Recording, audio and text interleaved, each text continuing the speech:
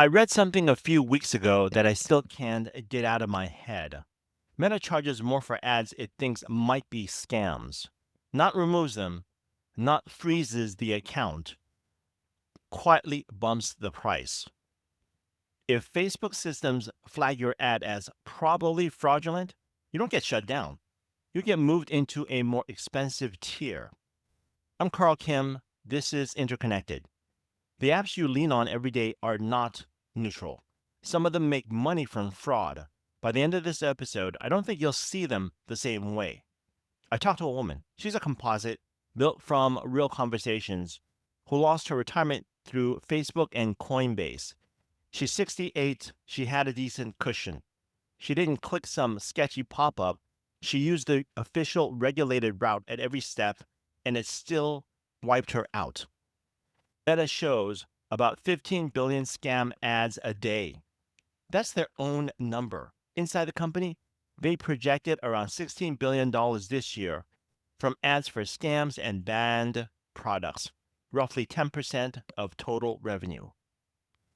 The detail I can't let go of, the thing that made me map the whole machine, is that there's an actual scam tax.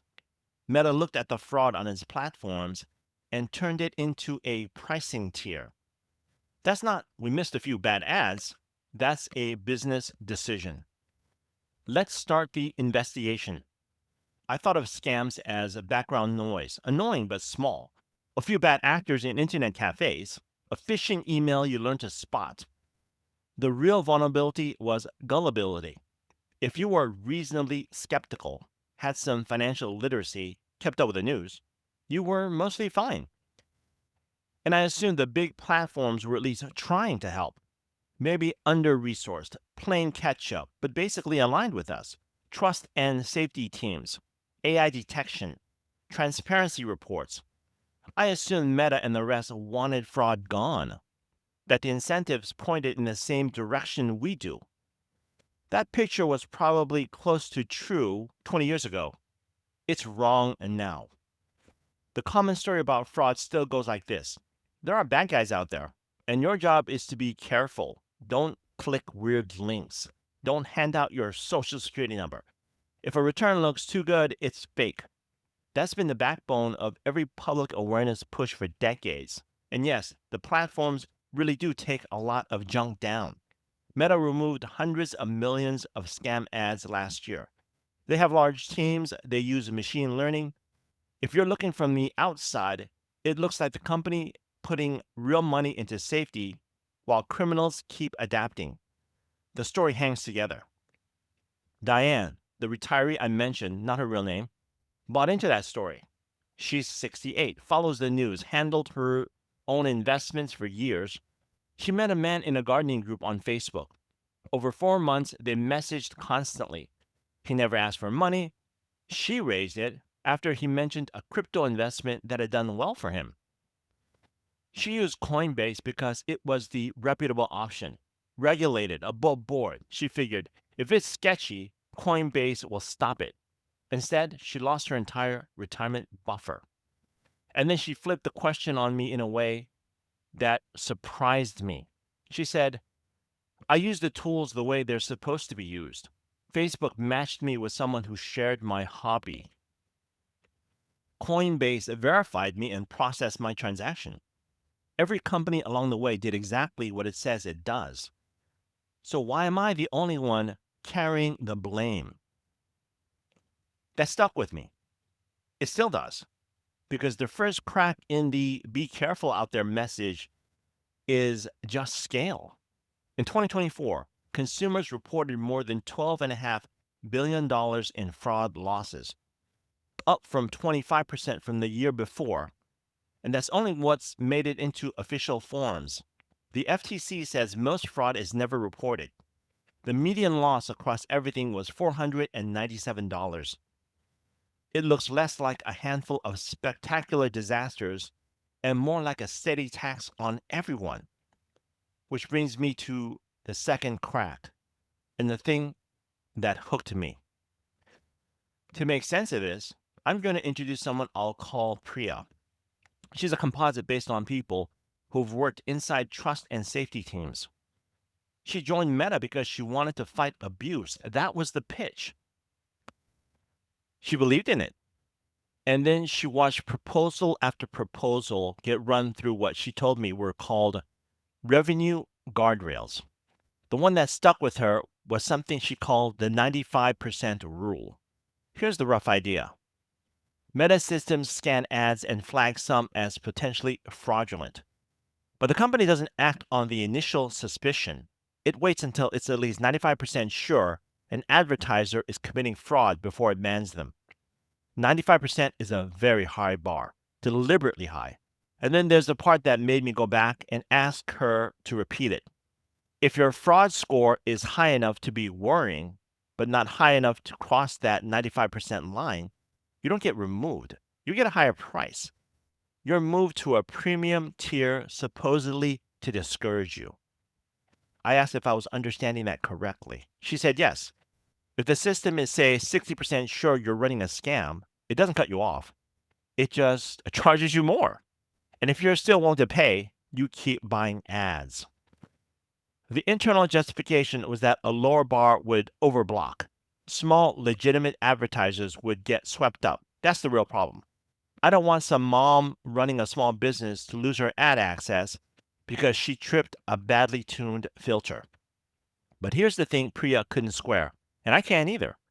When suspicion raises the price instead of triggering a removal, you've built a financial incentive to tolerate some level of fraud. The more borderline ads, the more premium pricing. The more premium pricing, the more revenue. Then in late 2025, Reuters published internal Meta documents, and it got ugly. Inside those documents, employees estimated that Meta touched about 1/3 of successful scams in the United States. No other tech platform was even close. The company expected around 10% of its annual revenue to come from ads promoting scams and banned goods, around $16 billion, and budgeted for that money not to disappear overnight, but to taper. The plan was what they literally called a managed decline.